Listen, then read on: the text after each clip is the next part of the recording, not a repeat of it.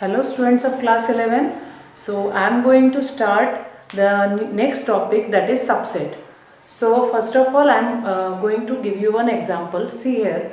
Suppose X is a set of all English alphabet.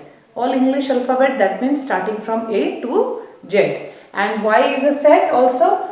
It contains what? All the vowels from English alphabet. So what we can say here, that every element of Y is present in set X. That means each and every element of Y is present in X. In this case, we can say it as Y is a subset of what? X. Okay, Y is a subset of X. For example, if there is a school and there is classes present in that school, 1, 2, 3, 4, 5.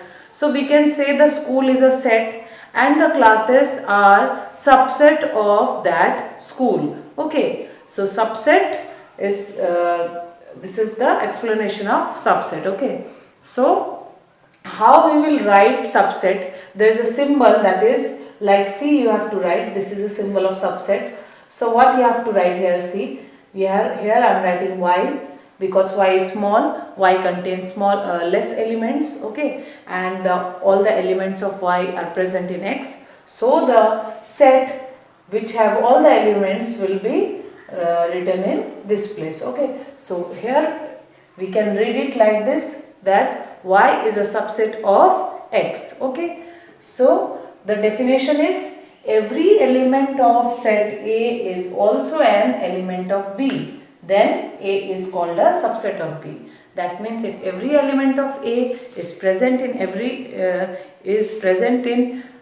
set B, then we can say A is a subset of B, and the symbol is written as A is a subset of B. Okay, so there are some points you have to remember, that if A is called the subset of B, then B is called the superset of A. Okay, superset means it is, you can say it is dominating because this contains more elements than the set A. Okay, so here if this is called A is a subset of B, then B we can say it as superset of A. Okay, so let us go to the next topic. So let us see some conditions. Okay, so see here I have taken one example. In set A there are 3 elements, 1, 2 and 3, and in set B we are having 2, 1, 3. So what we can conclude? We can conclude that every element of set B is present in A. So we can write B is a subset of A because every element of B is present in set A. Okay.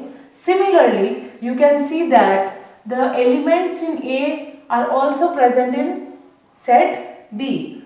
So we can say that A is also a subset of B. So that means I can write A is a subset of B. So what happens when B is a subset of A and A is also a subset of B? Then we can write A is equal to B. Already I have discussed in my last lecture that about equal sets. So what are equal sets? Two equal sets are having equal number and same number of elements. Okay, and every element is related to each other. Okay, so that is the definition of equal set. So here also every element of set A is related to every element of B, means all are same. Okay, every element is same. So here the statement comes, if B is a subset of A and A is a subset of B, then we can say that A is equal to B.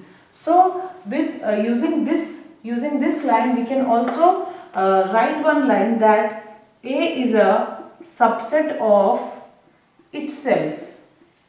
A क्या होगा? खुद ही का subset होगा. itself मतलब खुद का subset. ऐसा क्यों लिख सकते हैं हम लोग? See here, A और B दोनों में सेम नंबर ऑफ एलिमेंट्स है, सेम एलिमेंट्स है दोनों में. ओके, सो हम लोग इस सेट को B सेट को A भी लिख सकते हैं. ठीक है, B सेट को हम लोग A भी लिख सकते हैं. तो उस हिसाब से हम लोग ये जो सेंटेंस है उसको हम लोग क्या लिख सकते हैं? A is a subset of A, और we can write B is a subset of B. So by that condition we can write that A is a subset of itself, or we can write A is a subset of A.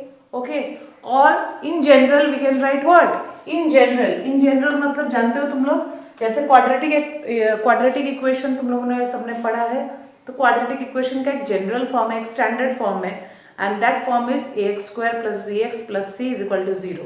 तो वो equation जो है वो standard form है एक quadratic equation का। उसके बाद ए बी सी का वैल्यू क्या हो जाता है, हर जगह चेंज होते रहता है। Okay, so like that what is the general form, हम लोग जनरल क्या लिख सकते हैं, स्टैंडर्ड क्या लिख सकते हैं, एवरी सेट, क्योंकि सभी सेट के लिए ट्रू होगा, so every set is a subset of itself. Okay, this is very very important. तो यानी हर एक सेट खुद का क्या होगा, सबसेट होगा। Okay, so let us go to some more conditions. There are some points you have to remember about subsets. So the first one is q, you know about q, q is a rational number, ठीक है, q rational number है। और what is r, r is a real number. So what real number consist of, real number consist of rational and irrational number। Real number में rational and irrational number होता है, तो हम लोग क्या बोल सकते हैं, रियल में पूरा रैशनल नंबर है, तो वो रैशनल नंबर क्या हो जाएगा, वो क्या हो जाएगा, किसका सबसेट हो जाएगा, रियल नंबर का सबसेट हो जाएगा। ठीक है, तो therefore q is a subset of r, we can say. Second number point देखो, एक सेट मैंने लिया है जिसमें जो कि वॉवल्स का है a e i o u and b is a set contains a b c d e। So यहाँ पे क्या हम a is a subset of b बोल सकते हैं, नहीं बोल सकते, because a small letter a set a के अंदर है, सेट b के अंदर भी स्मॉल लेटर a है, बट क्या e जो a के अंदर में है, क्या e यहाँ है, यस e भी यहाँ पे है, बट अगर तुम लोग देखोगे I is present in a, that means we have to write, see I belongs to a but I does not belongs to b। यहाँ पे मैंने belongs to का सिंबल लिखा है, जो मैंने कल बताया ही था। belongs to का सिंबल हम लोग कब यूज करते हैं, जब एलिमेंट को सेट के साथ हमको दिखाना होता है। तो अगर एलिमेंट बिलोंग करता है उस सेट में तो हम लोग लिखेंगे belongs to, otherwise we have to write does not belongs to। So I A पे तो बिलोंग करता है बट B पे बिलोंग नहीं करता है, तो हम लोग क्या बोल सकते हैं, A is not a subset of B। जैसे कि इक्वल टू का सिंबल ऐसा होता है, नॉट इक्वल टू ऐसा होता है, हम लोग ऐसा कट कर देते हैं, उसी तरह सबसेट का नॉट करने के लिए इस तरह से हम लोग को लाइन खींचना पड़ता है। Okay, so A is not a subset of B। ठीक है, तो ये हो गया सेकेंड नंबर पॉइंट। अभी आते हैं थर्ड नंबर पॉइंट पे। If set A has one element, यानी अगर सेट A के अंदर सिर्फ एक ही एलिमेंट होता है तो ऐसा सेट का नाम है सिंगलटन सेट। ठीक है, उस सेट को हम लोग सिंगल सेट के नाम से जानते हैं। तो नेक्स्ट टॉपिक है subset of set of real number, यानी रियल नंबर्स का कितना सबसेट हो सकता है। ठीक है, see real number is what, it consist of rational and irrational numbers. ठीक है, तो मैंने पहले फर्स्ट लेक्चर में मैंने ऑलरेडी डिफाइन किया था कि we can represent natural number by bold letter n। तो नेचुरल नंबर कहाँ से शुरू होता है, 1 से। Similarly integer all positive and negative integer, negative numbers including 0 that are integer. और नेक्स्ट था रैशनल नंबर क्या होता है, rational number can be represented as in p/q form provided q not equal to 0। So ये जो 3 set of numbers है ये सभी क्या है, किसका सबसेट है, रियल नंबर्स का। देखो रियल नंबर्स का क्यों सबसेट है, बिकॉज नेचुरल नंबर में 1 2 3 4 है जो कि रैशनल नंबर के अंदर आ जाता है। ओके, उसी तरह जो इंटीजर है, इंटीजर भी तुम्हारा रैशनल के नंबर के अंदर आ जाता है। दैट मीन्स रैशनल नंबर के अंदर हम क्या बोल सकते हैं, क्या क्या है, रैशनल के अंदर इंटीजर भी है और नेचुरल नंबर भी है। ठीक है, मैं भी डिटेल में उसको बता रही हूँ। So here I am writing 3 numbers. First one is natural number. See, natural number starts from 1 2 3 4 and it will go on. Integer are negative, positive numbers including 0. Next is rational number can be represented in p/q form. So यहाँ पे जो number आएगा 1/2 0, -1/2, -3/2, -1/3, there are infinitely many rational numbers are there. Okay, and irrational, t can be represented, t is what, t is the representation for irrational number. Irrational number belongs to real number but it does not belongs to rational.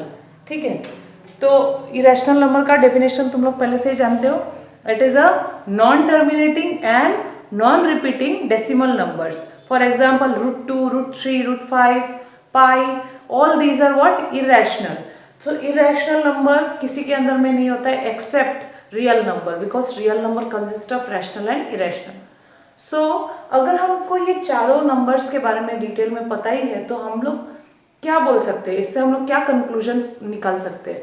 हम लिख सकते हैं that natural number is a subset of integer. क्यों natural number is a subset of integer होगा? देखो, क्योंकि यहाँ पे है 1 2 3 4 5 6 which also present in Z, inside Z, okay, from here. So we can write natural number is a subset of integer. Again see, rational में क्या है? Rational में ये सभी नंबर आ जाता है जो कि इंटीजर में भी है और नेचुरल नंबर में भी है. तुम लोग ऑलरेडी जानते हो 3 can be represented as 3/1, 6 can be represented as 6/1, -1 और 0 can be represented as 0/2, 0/3. Okay, so all this come under what? Q. So हम लोग क्या बोलेंगे? It is a subset of what? Q. तो नेचुरल नंबर किसके अंदर में है? Q के अंदर में है. इंटीजर भी किसके अंदर में है? Q के अंदर में. Okay, so next one is about real numbers. तो रियल नंबर्स हमारा क्या है? रियल नंबर्स मैंने ऑलरेडी बताया Q प्लस T, यानी rational plus irrational consist of real numbers. तो हम लोग बोल सकते हैं Q is a subset of what? R. Okay, from this we can say Q is a subset of R and T is also a subset of R.